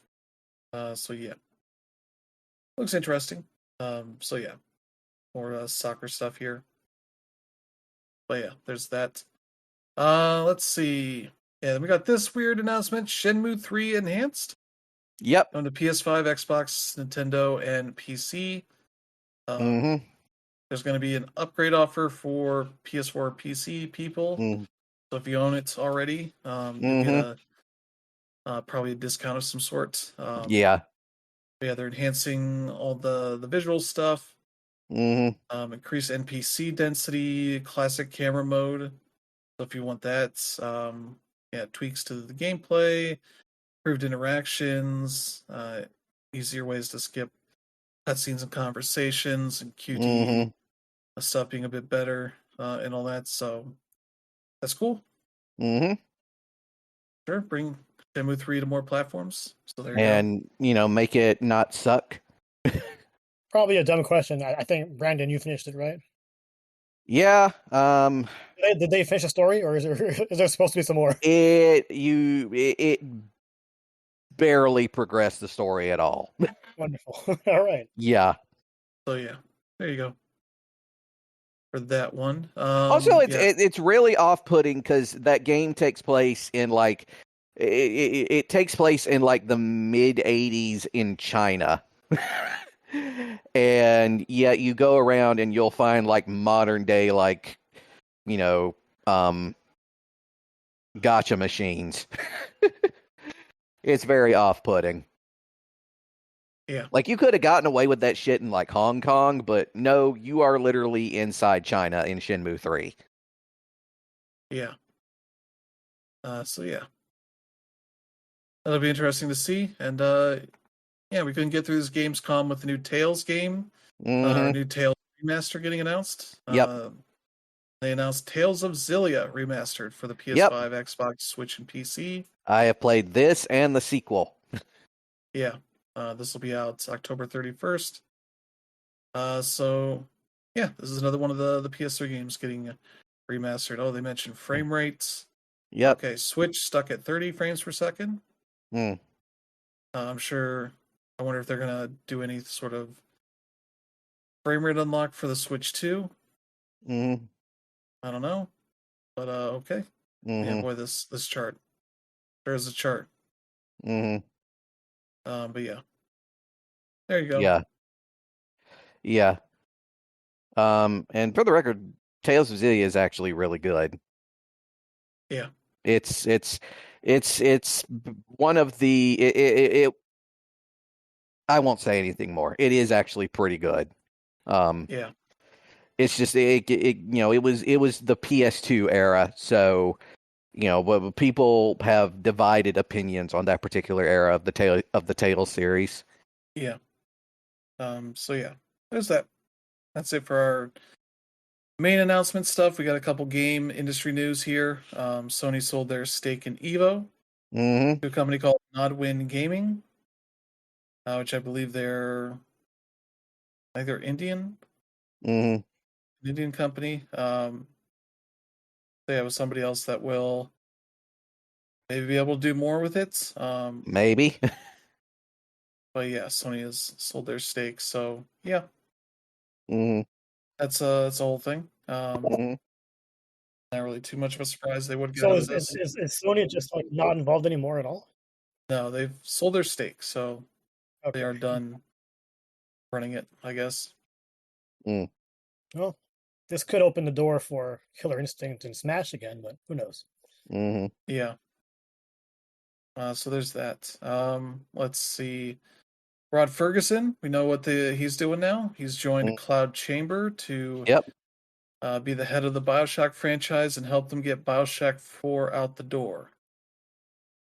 As we found out, sort of in the wake of the Hmm. recent delays of Bioshock 4, because it was not coming into shape as they would have liked at this point. They have announced some layoffs, I believe around 80 people, unfortunately, so it must be going back a bit in terms of the development schedule and sort of trying to restart at least Hmm. chunk of the work on this game and get to a better place. But yeah, that's a little bit surprising. But yeah, Rod coming in, not really too huge of a surprise. He worked on Bioshock Infinite back in the day, came in for the later portion of that. So yeah, we'll see if he's got the magic again to help them get out a new Bioshock game. But yeah, there you go. That's what he's doing these days. And then up here, we also got probably good news. Bungie CEO Pete Parsons has stepped down. A man who, amongst the community, is one of the chief people blamed for the downturn in Bungie of late, particularly not wanting to really invest in the studio and all this, kind of creating just a toxic work environment at times with this company of late. Yeah, especially because I think when they had their last round of layoffs, people found out he was in his spare time buying a bunch of expensive cars with the money he's made off of uh, Bungie and Halo and all that stuff. Yeah, just a person who's not really curried the favor with the community as much as you would like for a franchise like this. So yeah, hopefully him leaving will lead to maybe some more of the shitty people running the company getting out as well, and kind of let the good people that want to make Bungie better get them back in the right direction. We'll see, but yeah, there you go for that stuff. Let's see. Yeah, it's the end of our development stories here, but we do have Gamescom opening night live, which we'll kind of move through this pretty quickly because there's not really a ton of amazing games here. A lot of stuff is just like, oh, this showed back up again to do some more stuff, but we'll kind of move through here pretty quickly. First up in the pre-show stuff, they started off with a kind of a surprising banger here with Bubsy 4D. This is Actually being looks good. Yeah, it's developed by Fabras, the makers of the um, let me see here, yeah, Demon Turf and Demon Tides. Hmm. Some really interesting like 3D platformer games. They're Yep. enlisted for this, and it seems like they're making a really interesting 3D platformer that also Yeah. pokes fun at the history of Bubsy. Yeah, it actually says like, yeah, we actually do admit that those older games were terrible. Yeah, there's like And costumes, and some of them are related to like Bubsy 3D. yep. So yeah, which I guess has the text here. Less polygons means more aerodynamic platforming. Hmm. So yeah, uh, that's a neat looking game. Looking forward to seeing that, and that got me to looking like what the history of uh, Bubsy IP and which was owned by a company called Accolade, which back in the day got acquired by Infogrames, which then acquired the Atari rights, and then that whole thing went out of business, and a Japanese company bought the rights to the Accolade stuff from whatever fire sale was there, and then Atari a few years ago, the current Atari bought those rights back from that company, and so now they own all the Accolade stuff that at least came together with all that. So they're the Bubsy company now, Mm. which makes it pretty interesting. So there you go. That's an interesting game. Let's see. The new Night Dive Studios game is a LucasArts first-person shooter called Outlaws. Then, because they're adding some stuff to it, it's called Outlaws plus Handful of Missions Remaster. This is a 1997 Wild West first-person shooter from LucasArts. It's coming to PlayStation, Xbox, Switch, and PC on November 20th. This looks like a game from that era. I would definitely say it does not look interesting to me, but maybe there's people out there that are really interested in it. But yeah, this looks like a game from the late 90s.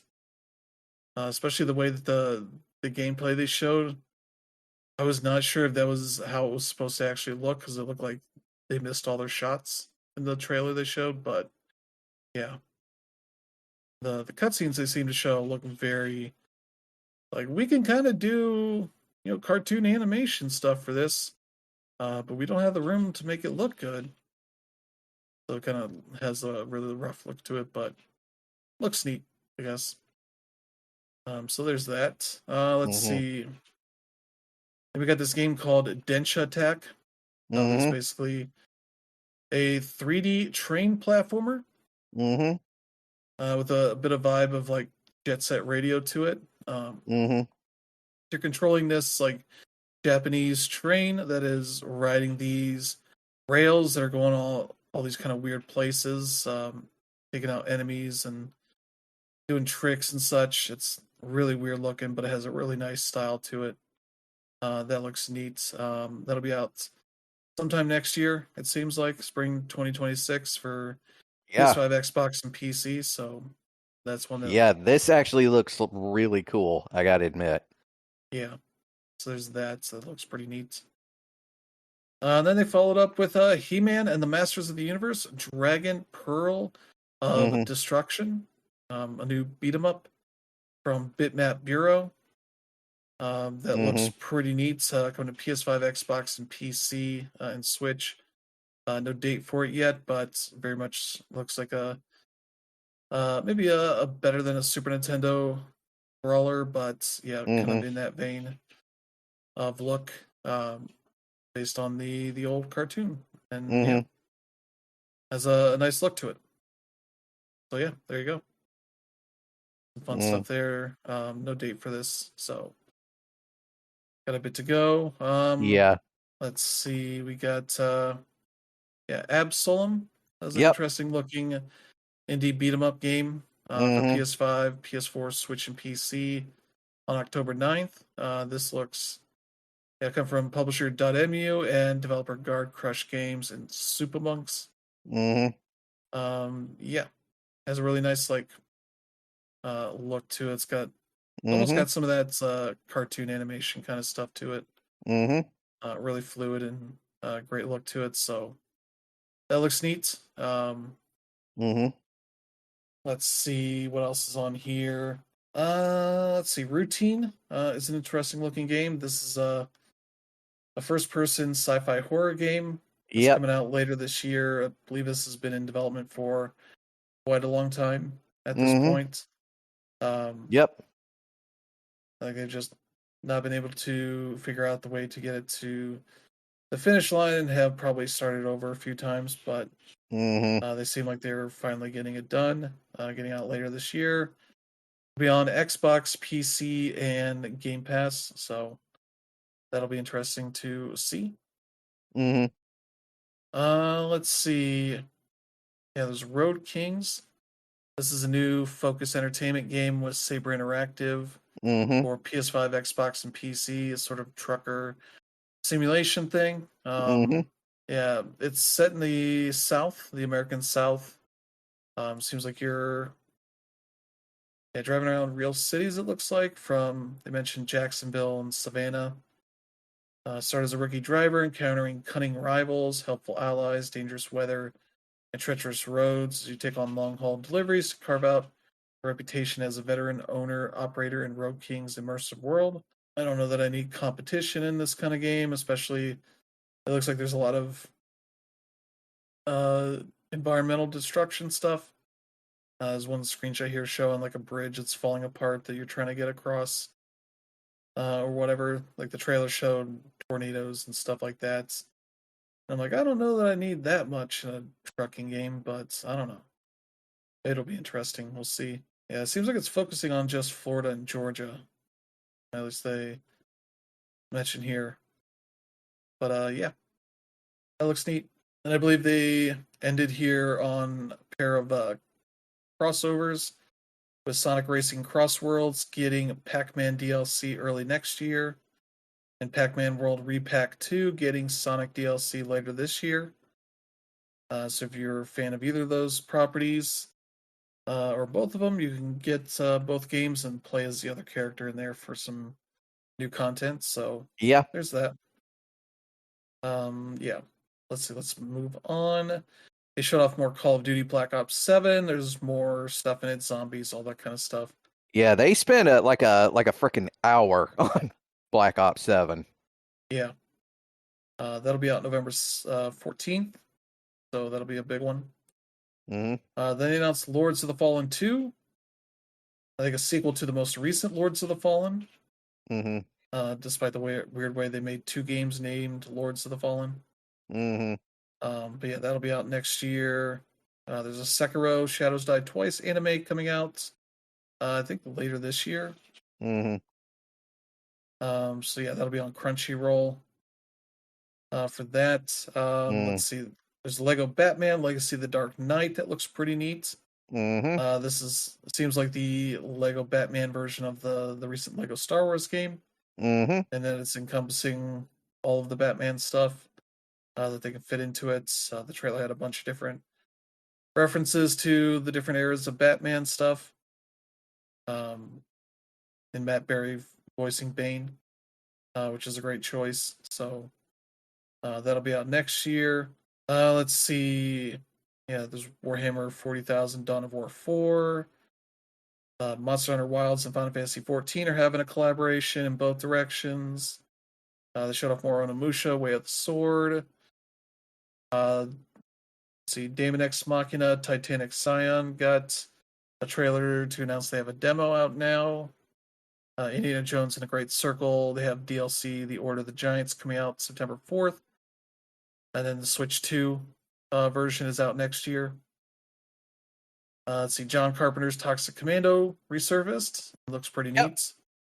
That's PS5, Xbox, PC early next year. Then we got to see the next Ron Gilbert game, which is pretty different. It's a game called Death by Scrolling. Yep. It's kind of a vertically scrolling roguelike RPG thing with a bunch of silly stuff to it. Being published by Microprose. That has returned from the dead. So there you go for Microprose. Let's see. Then the new game from Zaum, the zombie version of it, for whoever's still there. They announced their new CRPG called Zero Parades. That is about espionage. So that looks interesting, but also it's like, I don't know who's still there. What's the driving force behind this, other than taking advantage of this being technically the studio that made Disco Elysium? Yeah. Even though much of the people have left from that project. Yeah, they have, and they're desperately trying to, regain all of their previous goodwill that they completely squandered with how they treated the people who worked on that game. Yeah. And I mean, visually it looks all right, because they're still using a lot of the sort of visual ideas that Disco Elysium did, but it's very clear that the soul just isn't in it. Yeah. So there's that. Let's see. We got Unbeatable. The neat looking anime rhythm adventure game has Mm-hmm. finally got a date, November 6th. Yep. Ninja Gaiden 4 is out October 21st. I feel like the word is the platinum part of the team that's Mm-hmm. working on that. Maybe is the one winning out in the gameplay style, Mm-hmm. which is interesting. Mm-hmm. Let's see, we got Silent Hill F. They showed off some more of that. Mm-hmm. Let's see, we got a new game called La Divina Commedia, Mm-hmm. a Souls-like inspired by the Divine Comedy.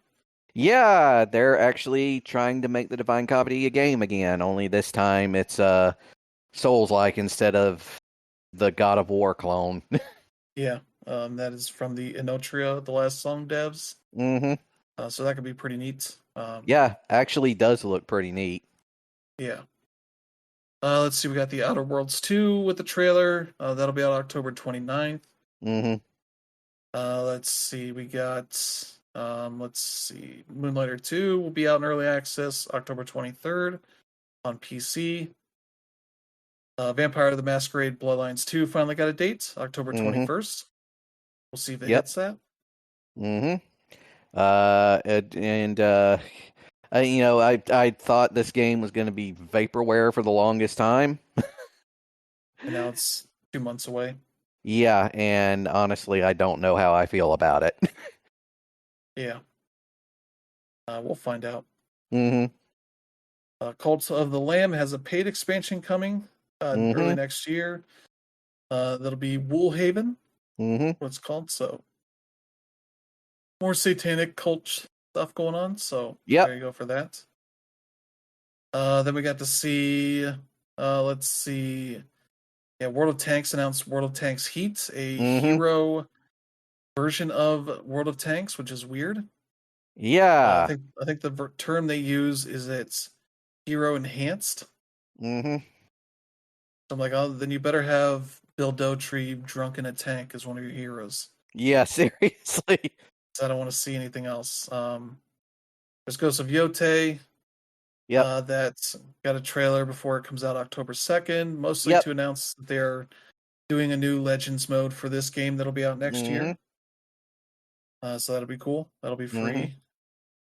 Then we got to see more of Resident Evil Requiem. Still no gameplay, really. It's more cutscene stuff, but I see Grace Ashcroft and her mom Yeah. still alive, not dead like in the Resident Evil online game. Mm-hmm. But there's that, and then they ended on the announcement of Black Myth Zhongqi, the sequel to Black Myth Wukong. Yep. It'll be out next year as they do more of that game. No real details other than what they're showed there. So Yeah, they're doing a new character this time. yeah. Last one you were playing, the Monkey King. This time you're playing Zhongqi, who is Well, I think he's the bad guy. Yeah, in the last one. Basically big dude, big black beard, bulging eyes. That guy. Yep. So yeah, that'll be an interesting thing to see, but yeah, more of that. Yeah. For people to check out at some point next year. So Mm-hmm. that's kind of your show. Yep. I cut out most of the Genshin Impact stuff, at least to talk about. Yeah. Because there was a lot of it. And it's like, that's cool. But also, Yeah. it's a segment of these shows that are always weird to see. Yeah. But yeah, I think Danrup had to go. So yeah, he had a heart out. So yeah, we're almost done anyway. Yeah. Anything here that really interests you, Brandon? Well, let's see. Oddly enough, the Bubsy game actually does kind of interest me, just by the sheer novelty of it, and the fact that it actually looks decent compared to everything else in that franchise that's ever been produced. Let's see. Long Gone looks neat. Let's see. John Carpenter's Tox Commando definitely looks neat. But I'm also a big John Carpenter fan anyway. So Zero Parades, it looks interesting, but considering what Zaum has done to the people who of the original founders and creative teams, I'm really not. I'm suspicious, is how I'll put it. Ninja Gaiden 4. It's Ninja Gaiden 4. Looks cool. Uh, Silent Hill F actually is, when I found out that, Ryukishio 7 was the writer, definitely got me interested. The Outer Worlds 2, I'm definitely interested in because I really liked the first Outer Worlds game, even though it definitely was lacking for content in some ways. It was a little just too short.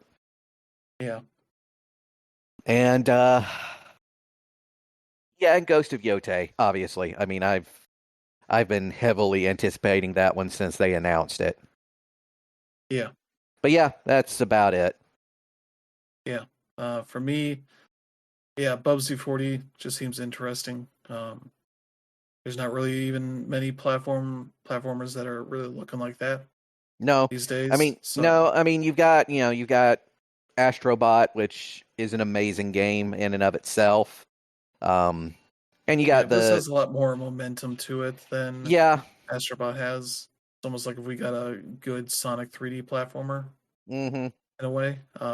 Yeah. That looks pretty neat. I don't know what else here really got me. Like Lego Batman probably is going to be pretty cool. Though I don't think that's until next year. Onimusha could be pretty cool. We'll see how that goes. Death by Scrolling looks neat. I'm always up for more Ron Gilbert. Oh yeah. With all that, Unbeatable also looks really interesting. So there's that, and yeah, I don't know. Ghost of Yotei, I'm really excited for Moonlighter 2. I'm looking forward to, but I don't need to check out this early access really. And yeah, that's it. There's still a ton of stuff coming out this year that I'm looking forward to. So yeah, this didn't really add a ton of new stuff, but added a few things, which is good. But yeah, this is always kind of the weakest of his shows because it's just kind of what's left to announce. Yeah, before we hit the autumn season, and then we just get absolutely blitzed with new releases. Yeah, because it's like, oh, you got Call of Duty, and it's like, yeah, that was going to get announced at some point. Yeah, not sure why they had to spend so much time on it, though. I imagine Microsoft paid for it. True. Yeah. And that's what the show is. They pay for the time. Yep. They had the extra segment of having the guys from Monster Hunter and Final Fantasy 14 talk about how much they like each other's games and how much they want to do work together. Like they haven't done that a bunch of times already at this point. Yeah. And they had the weird Chronos segment where they had a guy in cosplay. You're like, I'm the guy from Chronos. I'm not doing anything. I'm not going to say anything. We'll go to gameplay so you know what actually this is about. But yeah. Yeah. That stuff all looks neat, so looking forward to it. And we got TGS here in I think a few weeks still, like in the next month or so. We'll have more announcements and yeah. That'll be it. So I think we'll wrap it up here. Thank you, Brandon, for joining. Always. Yeah, we'll be back next week with a new slate of news and games to talk about. As the releases never stop. Yeah, what do we got this week here? Yeah, we got Gears of War Reloaded, Helldivers 2, Space Adventure Cobra: The Awakening on the 26th. Story of Seasons, The Grand Bazaar, Kirby and the Forgotten Land Nintendo Switch 2 edition plus Star-Crossed World. Yeah. Which I have pre-ordered. And the weird thing, you can't play the Switch 1 edition at least easily. Like For it takes some over reason. the icon for the Switch 1 version. So you have to like click on it and it's like, well, you can't play this. and it switches over to the Switch 1 version. Mm-hmm. I'm like, why can't these just be separate versions? Make it Yeah. easy. Seriously. Instead of me being like, you're telling me to download this, but there's no download button here for the Mhm. Switch 1 version because it wouldn't tell me it was there. And it's like, that was all weird. Let's see. There's the Nightling, Metal Gear Solid Delta, Snake Eaters finally out. Yeah. Super Robot Wars Y and Varlet. And Lost Soul Aside on the 29th and Shinobi Art of Vengeance.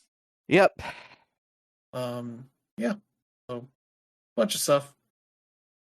Apparently, a bunch of people are like, why is Metal Gear Solid 3 designed like a PS2 game? And it's like, because it's a PS2 It's a PS2 game. Yes. It's like it's designed that way because of the limitations, and they're not going to make the changes needed to make all those areas Uh-huh. more accessible without loads. Yeah. Because that would also require completely changing the guard AI and all that Mm-hmm. stuff to be able to go between rooms.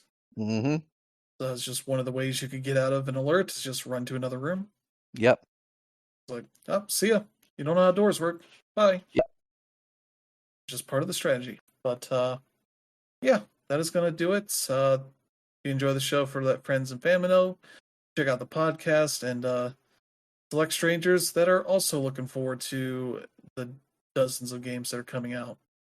Dear God, our wallets are going to be shrieking in agony by the time this year is over. Yeah, so yeah, thank you all for tuning in. Hope you have a good week ahead. We'll see you all next time. Have a good one. Bye.